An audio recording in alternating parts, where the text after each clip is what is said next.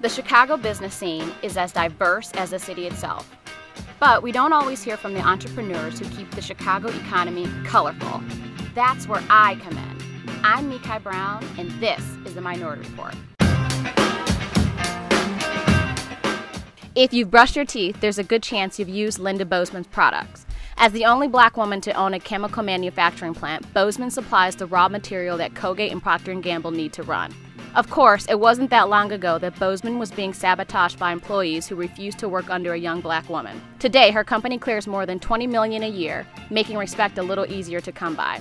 We talked about breaking ground on a new expansion and wanting a little more competition from other women in the field.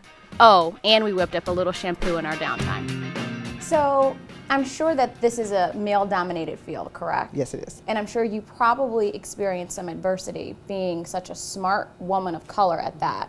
Tell me about some of your experience and how did you use that to your benefit? You try to do your best, and then you get out in the workplace and you try to work harder than everybody else. And you know, one of the stories I always tell is that I became the first female at that company to actually go out and become a operations manager on the floor. And the guys literally would shut the valves and not let things flow. Are you kidding? No, no. They would shut the valves off, and I would, you know, Wow. so that my product wouldn't be flowing. And I would think, I would go home and I'd be going, so what can I do? What can I do? What can I do? And so then I walked in there, and there was a couple of guys, and I walked up to them and I said, you know, you should not let them treat me like this. And the day after that, everything started flowing. Wow, so you just demanded that respect, like Yeah. I worked hard to get here, Yes. and you all shouldn't treat me like that. Absolutely. So you went from managing a plant to owning a plant that generates $20 million in revenue. We do a little bit better than that. We just won't tell what we do anymore. Of course, that's totally fine. But actually, I went from that to unemployment. Are Yes. you kidding? No, I'm not. The company had divested some of its plants. I had been offered a position to relocate, and I decided not to relocate, and then found myself out of work. And I thought, well, if I can't work, I'm going to spend those 8 hours that I would have been working or more looking for a job every single day. I remember coming to this plant and I interviewed. When I got home, there was a message on my machine saying, would you like to come back over here? And I was like, yes, I would. Wow. 10 minutes, 2 hours. Right. And that was literally the decision, a choice that I made to come to Cedar Concepts. No way. So that's probably one of the best decisions you made, would you say? I think it was the best decision in my life. When I walked in the door here, it was just a tremendously good fit.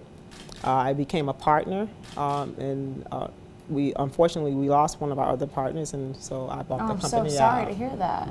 He was a really great mentor for me, but Wow. he would be very proud. And Absolutely. And what's really nice is that, you know, we're building a new facility down the street. I heard about that. You just had a groundbreaking. Yes, we did. With the mayor. Yes, we did. That's kind of awesome. It was tremendously awesome. How does that feel to be the only African-American woman to be in this position? It's good and it's bad. Everybody likes to be different, to be Right. a groundbreaker in anything, but I'd like to have some competition out here. I'd like to know that there are other women, other African-American, other Hispanic women, chemical plant manufacturers to compete against me. I'm sure that there are tons of girls out there that probably will look at this and be like, okay, I could probably totally do And this. they can do it. Yeah, I tell people, we find those excuses, put aside the family, put aside the fear, put aside the fact that, you know, I don't have enough finances. It will happen. Right. If you work hard enough and, you know, connect and keep pushing, you know, you have to persevere. You don't necessarily manufacture a product, a finished product. So if I wanted lip gloss, you couldn't just whip up some lip gloss and send it to me in a box. No, I could not. No, so I could what not. is it exactly that you do? Okay, we do raw materials that are used in everyday life. Our customers range from anywhere from Procter Gamble to Colgate, as I said, to Citgo, and to Boeing. So I use your products when I brush my teeth? You probably have. You're going to make your own custom shampoo. So I'm going to measure. 32 grams. 32 grams. So okay. then you're going to take this and you're going to go to 200 with water. And now you're going to stir it. And so Okay. this is your thickening agent. Is it thickening? Yes. Okay. And Oh, this is so cool. so we decided we'd have it be blue today. Doesn't take much, just Okay. maybe 1 or 2 drops of that in there. 1, 2. Ooh. Stir it and see if we like the color. If you want it more blue, you'll. Oh yeah, I definitely need more blue. Okay. That I'm a happens colorful too. person. Haha, colorful person. And this is going to be your scent.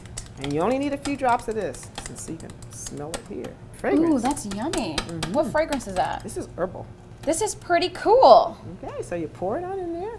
My grandma always taught me, waste not, want not. You did a lot of chemistry here. Wow, I did. Yeah. Woohoo! This is awesome. Thank you.